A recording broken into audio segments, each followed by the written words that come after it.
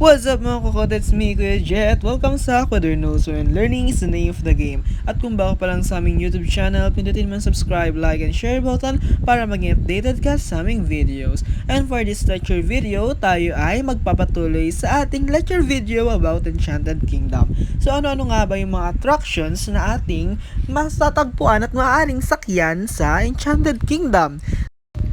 Ang Enchanted Kingdom ay binubuo ng 7 zones. Ito ay ang Victoria Park, Boulderville, Midway Boardwalk, Brooklyn Place, Jungle Outpost, Spaceport, at Portobello. Kung saan ang pitong ito ay mayroong mga extreme and non-extreme rides na pwede nating sakyan kapag ikaw ay bumisita sa Enchanted Kingdom.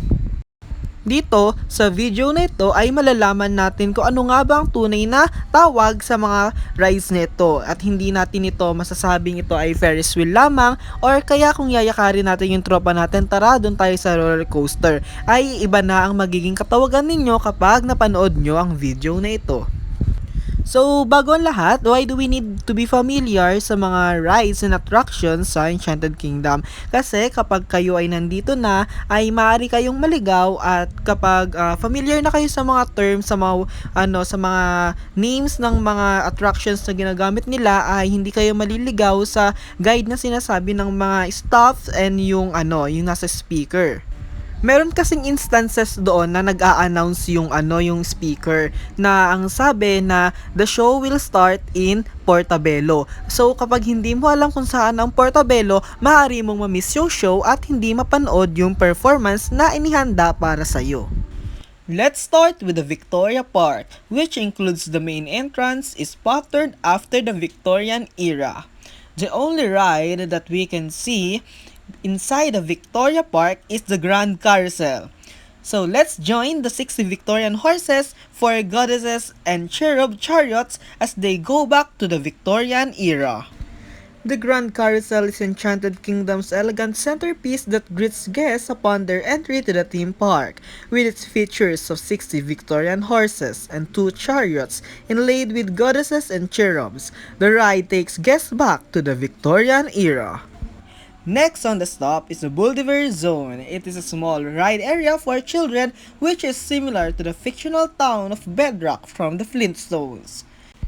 The sky is the limit for your little adventurers as they navigate through the horizon. This is the Air Pterodactyl. The Air Pterodactyl is a kiddie ride with 8 airplanes. It allows the children to make believe and experience the thrill of flying their own airplane. The ride, which revolves counterclockwise, allows the kids full control of the height of travel of the airplane for an enhanced aerial experience. Introducing the Air Pterodactyl. Choo choo, come on kids, all aboard this colorful train ride. This is Bulldiver Express. On the Bulldiver Express, the guests will experience the excitement of riding a locomotive. Kids may be accompanied by their parents in either the engine car or on any of 3 wagons. The train travels at 7 km per hour through twists and turns on steel rails held by wooden railroad ties.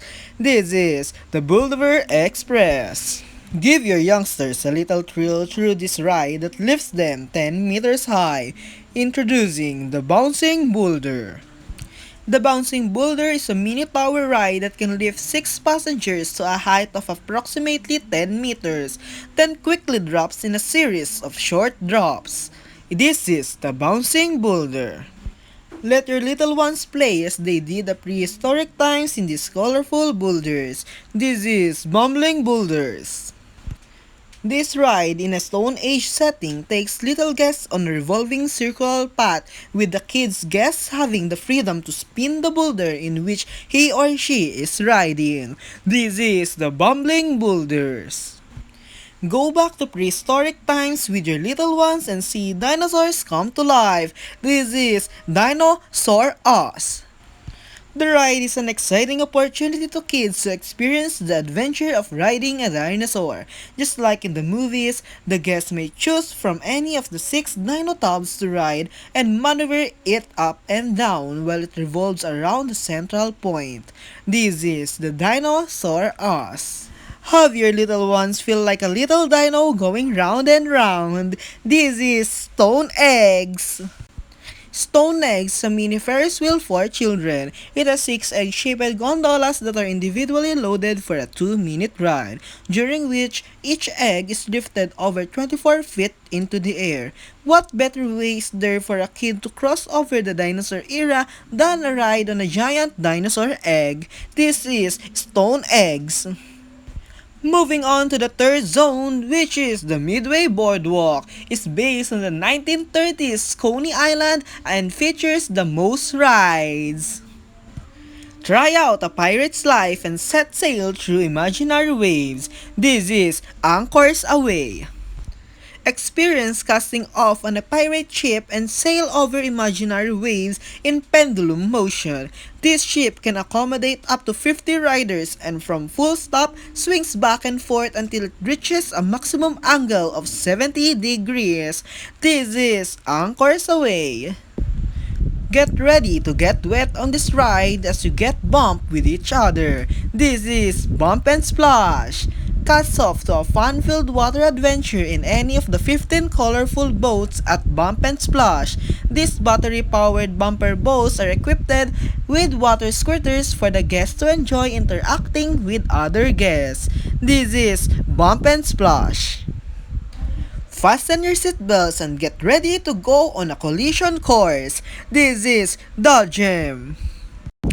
Enjoy an exciting and fun ride of bumper cars at Dodgem. Choose from an array of 24 colorful cars and drive around while both invading and bumping others in the process for a gratifying experience. This is Dodgem. Dare to try out this 2-second drop tower from a 120 feet high tower.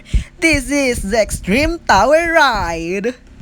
This thrill ride gives guests a breathtaking view of the expanse surrounding Enchanted Kingdom. The Ekstreme Tower takes the rider a minute to get to the top, almost 40 meters high, before suddenly dropping at 76 km per hour. This ride will leave you screaming your lungs out for more. This is the Ekstreme Tower ride.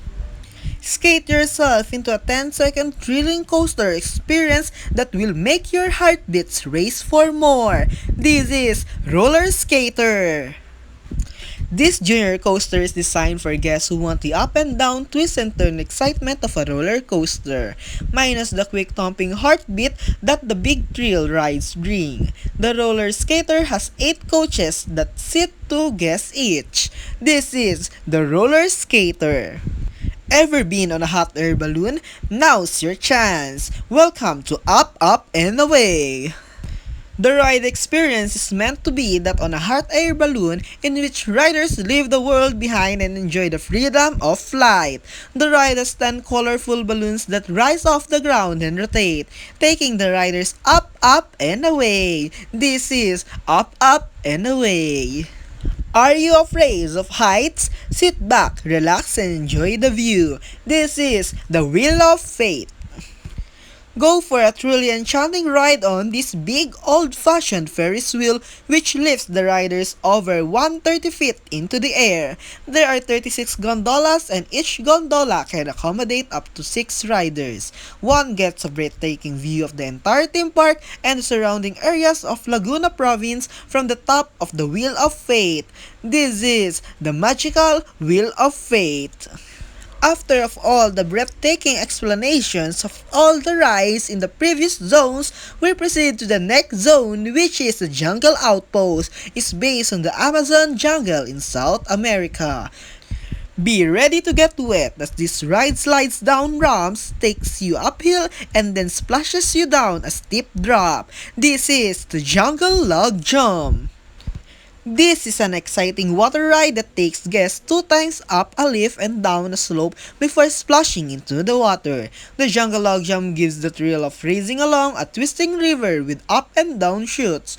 While seated in a dugout log, there are 17 logs that can sit up to 4 guests each. This is the Jungle Log Jump.